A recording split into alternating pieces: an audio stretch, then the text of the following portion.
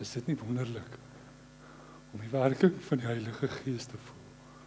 As ons vandag hier sit en ons kan nie die Heilige Gees voel werk in ons nie, want ons vir die Here gaan vra, wat's fout by my? Ons hoor so baie, ons moet ons nie vergelyk met mense rondom ons nie.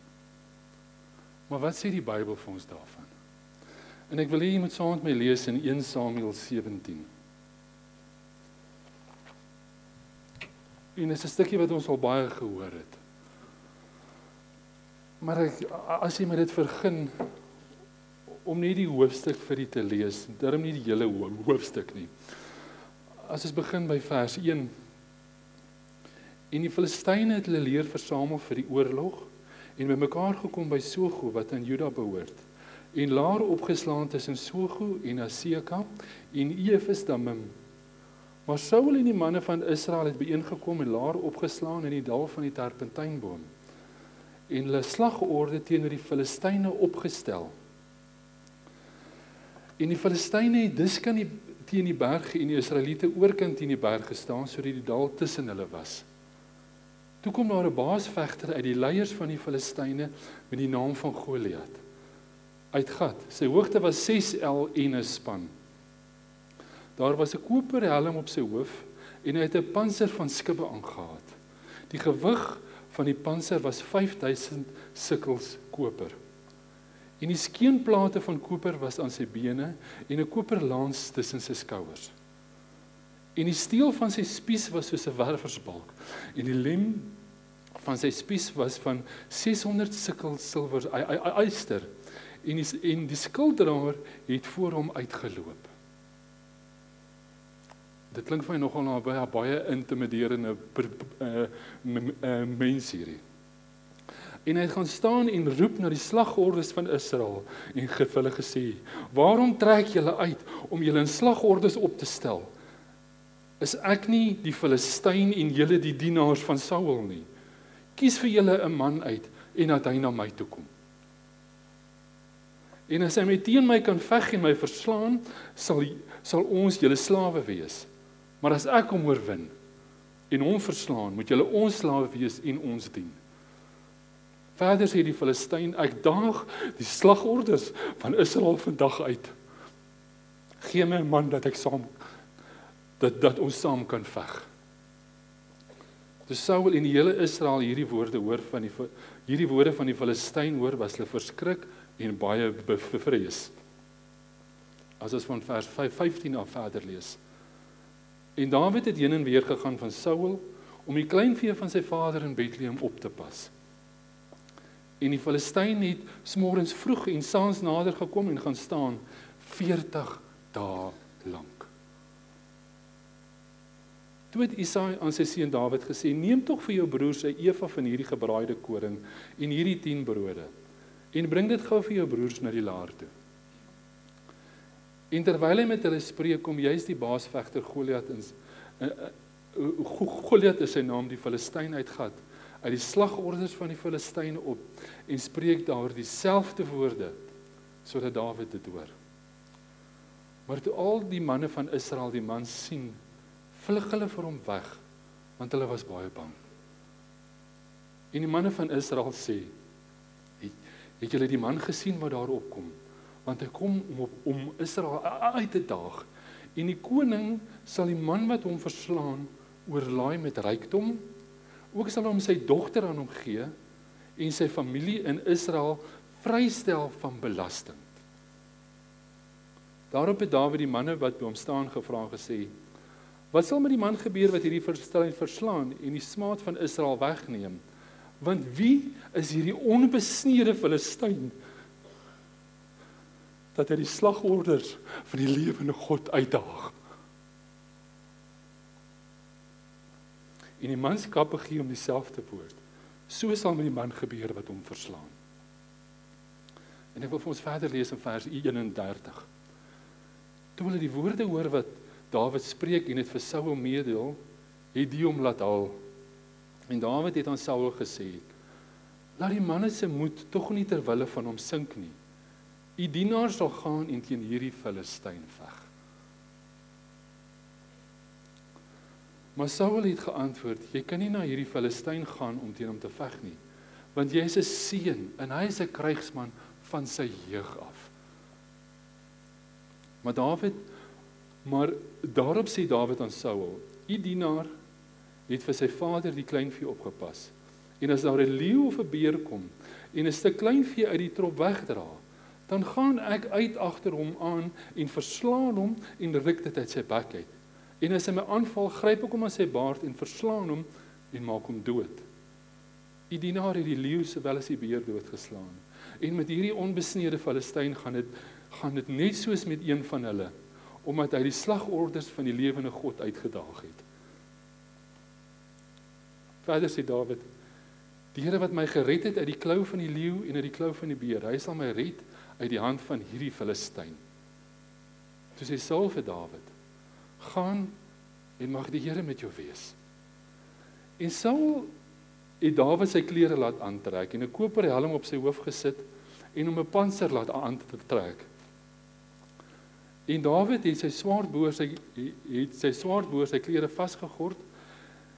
En toe hy moeite doen om te loop, omdat hy dit nooit probeer het nie, sê Dawid vir Saul, ek kan nie hierin loop nie, want ek het dit nog nooit probeer nie. En Dawid het dit uitgetrek. Daarop neem hy sy staf in sy hand, en soek vir hom uit die spruit 5 gladde klippe uit, en steek dit in sy herderstas wat hy gehad het, naamlik in die slingersak. Omdat sy slinger in sy hand, het hy nader gekom na die Filistyn. Ook het die Filistyn al nader gekom na Dawid, en die skildraer voor hom uit. Toe die Filistyn opkyk en Dawid sien, het hy hom verag.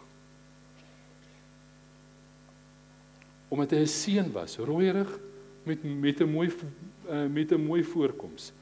En die Filistyn vra vir Dawid, is ek 'n hond, dat jy met stokke na my toe kom? En die Filistyn het Dawid vervloek by sy gode. Verder sê die Filistyn vir Dawid, kom na my toe, dat ek jou vlees aan die voëls van die hemel en die diere van die veld kan gee.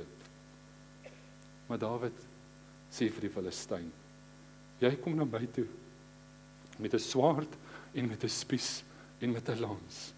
Maar ek kom na jou toe, in die naam van die Here van die leerskare, die God van die slagordes van Israel, wat jy uitgedaag het.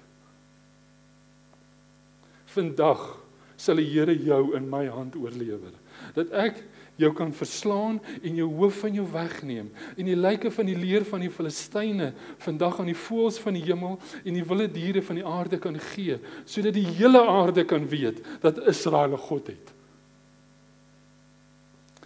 Dan sal hierdie hele menigte moet erken dat die Here nie deur swaard en deur spies verlos nie, want die stryd behoort aan die Here, en hy sal julle in ons hand gee.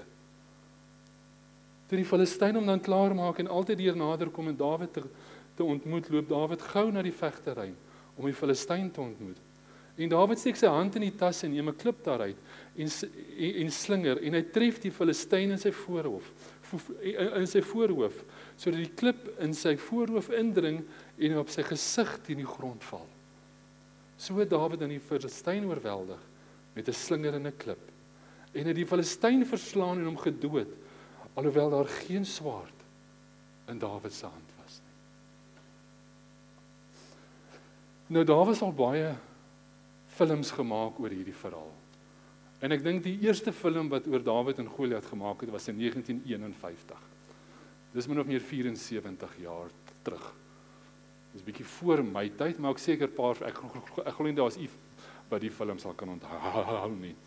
Maar as daar nou toekennings gegee moet word, as daar nou 'n film oor Dawid en Goliat gemaak word, sal Goliat nie 'n toekenning kry vir 'n hoofrol nie. Want Goliat was nie daar in 'n ondersteunende rol in hierdie verhaal. Alhoewel 'n groot gedeelte van hierdie hoofstuk in die Bybel gegaan het oor Goliat se fisieke voorkoms, was dit nie dat ons 'n begrip kan hê van hoe groot was die ou. Hy het maar net 'n paar lyne gehad en toe hy dood. Die hoofrolle was Dawid en Saul.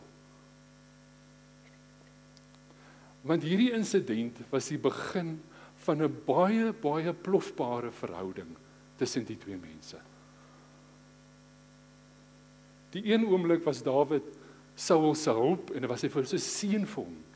Die volgende oomblik wou Saul vir Dawid doodmaak. En die insident was die begin van die grootste vergelyking tussen twee mense wat daar nog in die Bybel was. Want ons lees dit net in die volgende hoofstuk 18 vers 7. En die vroue wat vrolik was het gesing en gesê, Saul het sy duisende verslaan, maar Dawid sy 10.000. As ons gaan kyk, hoekom het die Israeliete Dawid en Saul vergelyk? Saul was hulle eerste koning wat hulle gehad het. Hulle het nie 'n maatstaf gehad om te kan sê Saul was 'n goeie koning of nie. Want dis die eerste koning wat hulle gehad het. So volgens hulle was hy dis hoe 'n koning moet wees. Of hy nou 'n goeie koning was of nie, dit het hulle maar net geervaar. Maar met Dawid was Saul die maatstaf waarteen Dawid gemeet was.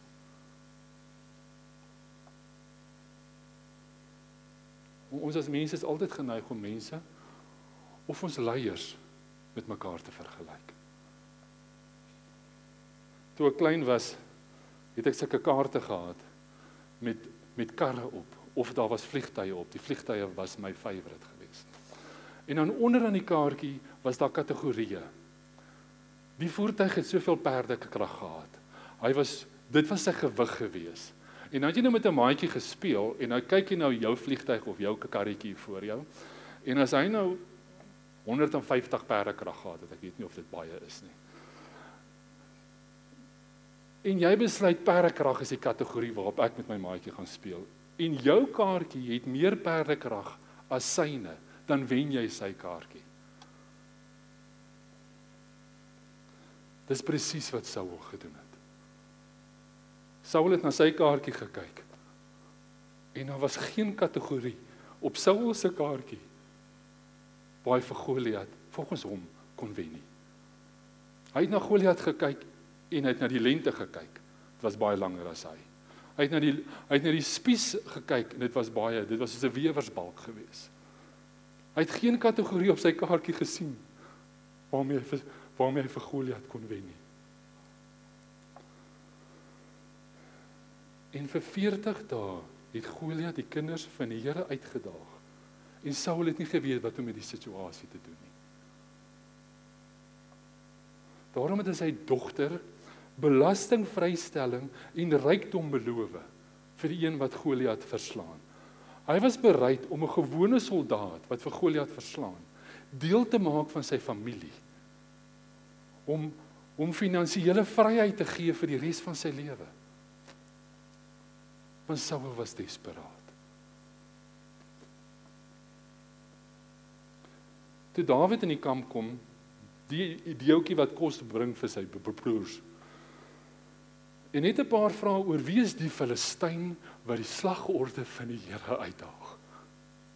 Toe word hy voor die koning gebring, want ons praat nie oor Goliat nie. Vir 40 dae lank praat ons nie oor Goliat in die kamp nie.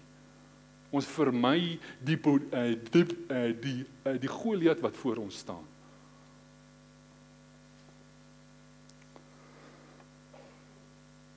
En Saul het na Dawid gekyk, en na Dawid se kaartjie, en hy kon niks op Dawid se kaartjie sien, wat vir Goliat sou wen nie. Daarom het Saul alles menslik probeer doen, om vir Dawid toe te rus, dat hy dalk vir Goliat sou wen. Hy het vir hom sy wapenklere aangetrek. Hy het vir hom sy swaard gegee.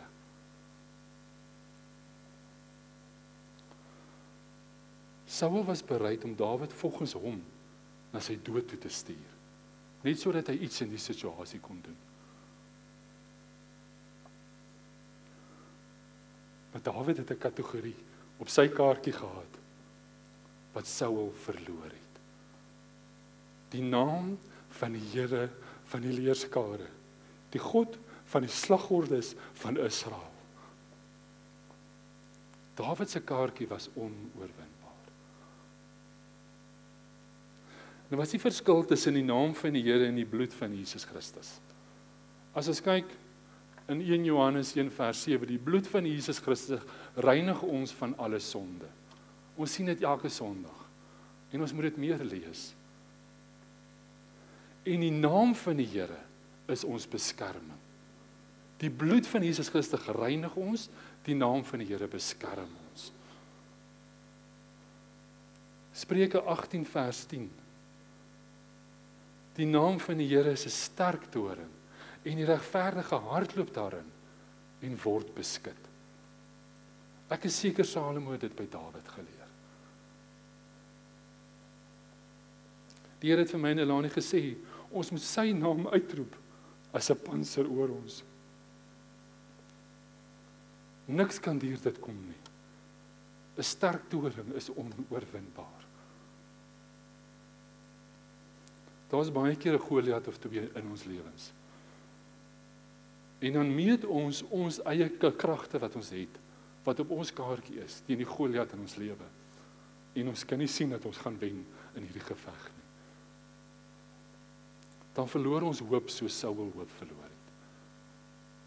Maar as ons maak soos Dawid en vir die Goliat in ons lewens sê, jy kom na my toe met 'n swaard en met 'n spies en met 'n lans, maar ek kom na jou in die naam van die Here van die leerskare, die God van die slagordes van Israel wat jy uitgedaag het.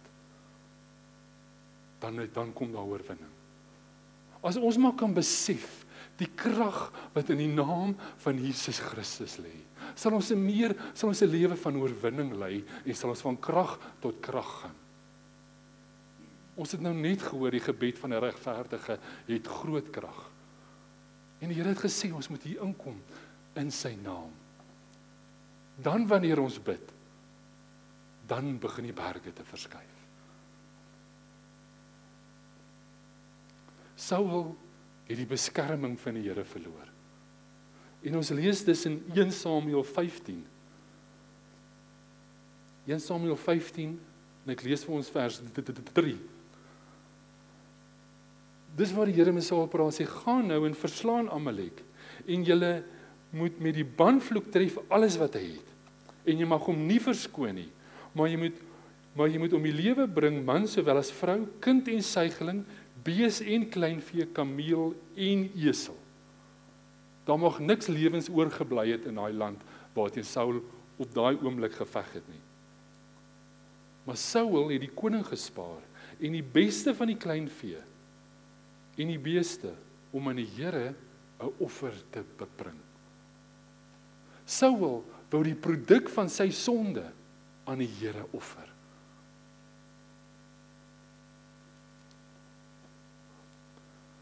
Vers 23. Want wederstrewigheid is 'n sonde van waarsêery, en 'n sinnigheid is afgodery en beeldediens. Omdat jy die woord van die Here verwerp het, het hy jou as koning verwerp. Toe sê Saul vir Samuel, ek het gesondig, omdat ek die bevel van die Here en u woorde oortree het, want ek was bevrees vir die manskappe en het na hulle geluister. Vergeef dan nou tog my sonde en kom saam met my terug dat ek die Here kan aanbid. Maar Samuel sê vir Saul, ek sal nie saam met jou teruggaan nie, omdat jy die woord van die Here verwerp het, en nou het die Here jou verwerp om koning oor Israel te wees. Ons is geneig om onsself met ander mense te vergelyk. Om soos die Israeliete twee konings met mekaar te vergelyk. En ons as Jatniel gemeente het vandag 'n keuse om te maak. Gaan ons dieselfde fout maak as die Israeliete? Of gaan ons in lyn kom met die Heilige Gees en saam met die Heilige Gees beweeg en groei?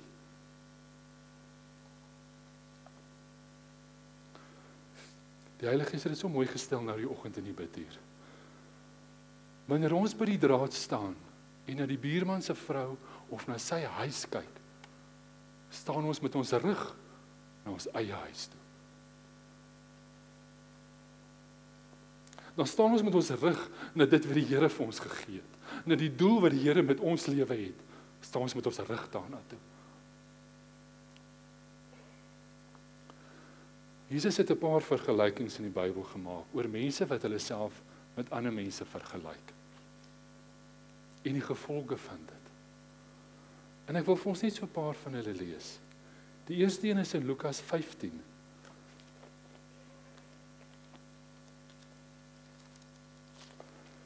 Lukas 15 vers 29. En dis waar die verlore seun teruggekom het. En sy vader hom terug verwelkom het. En die ouer seun het in die veld gestaan. Maar vir sy pa gesê, kyk, ek dien U al so baie jare en ek het nooit U gebod oortree nie. En vir my het U nooit 'n bokkie gegee, saam is dat ek saam met my vriende vrolik kan wees nie. Maar toe hierdie seun van U kom, toe is dit nie meer sy broer nie, toe is dit net sy pa se seun. Wat U goed met hoere deurgebring het U vir hom die vetgemaakte kalf geslag. Hy het homself met sy broer vergelyk.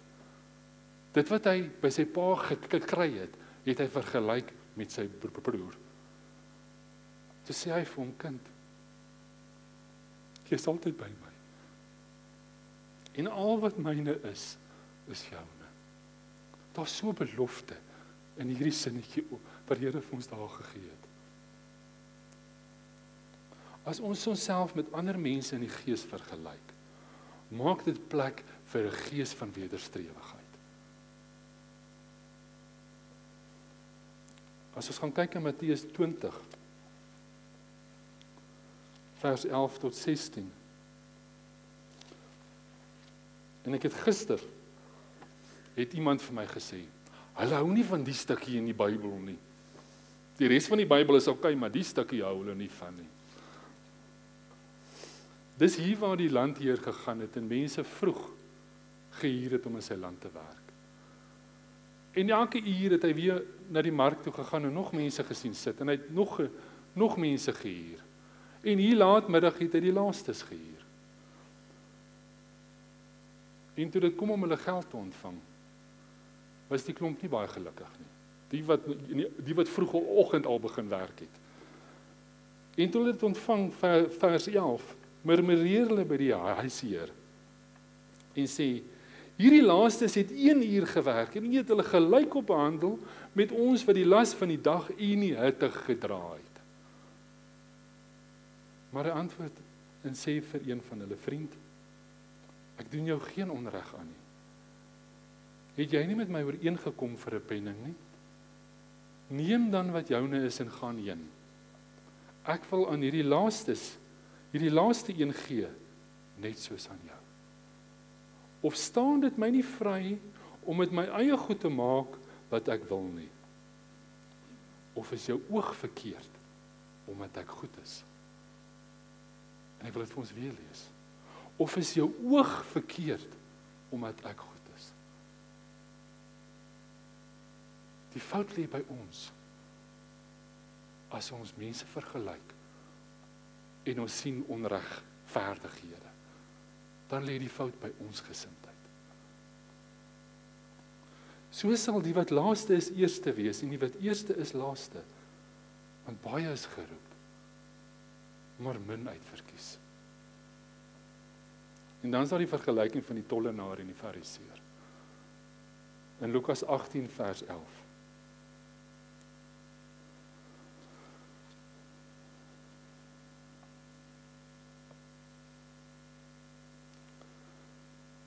Ek lees vir ons vers 11 tot 13.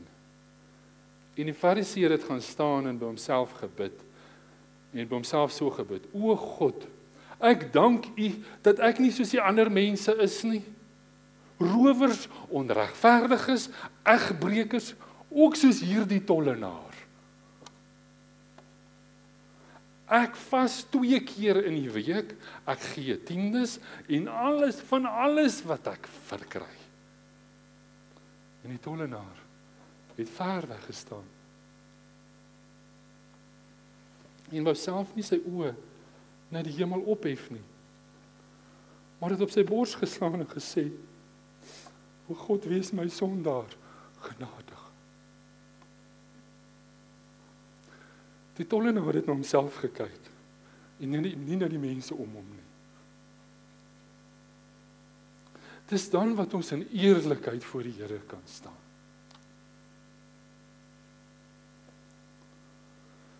En die plekke waar die Bybel, die plekke in die Bybel waar die Here vir ons sê, ons moet ons vergelyk met iets, is met die natuur.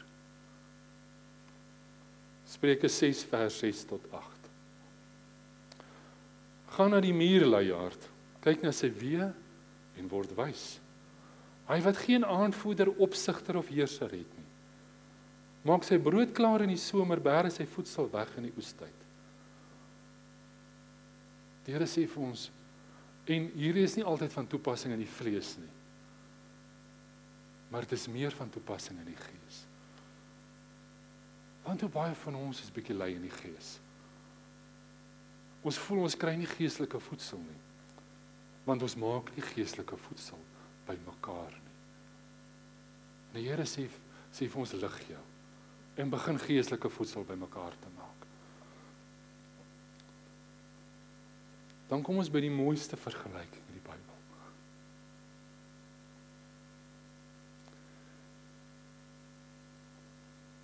En met die omstandighede waarin baie van ons vandag bevind, is hierdie gedeelte so van toepassing. Dit is in Matteus 6 vers 28.